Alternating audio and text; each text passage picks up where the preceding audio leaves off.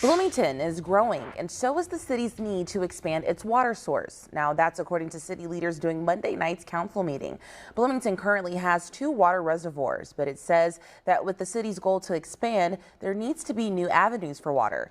During a presentation Monday on the city's water supply, leaders heard about 2 possible options. The first is groundwater from the Muhammad Aquifer. That plan would cost roughly $75 to $125 million. A second plan brings in water from the Illinois River. The cost for that option, roughly $175 million. Currently, the city pumps about 10 million gallons per day of water.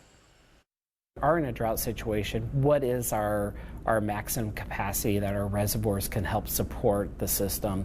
So we are looking for any future development, either residential or commercial. So that's why we're actually looking for the long term, for the just not today, not tomorrow, but for the next 50 to 100 years. Another priority of the Bloomington Water Department is to change aging infrastructure. Some parts of the water system dates back to the 1800s. The result is a 30% loss in water because of leaks.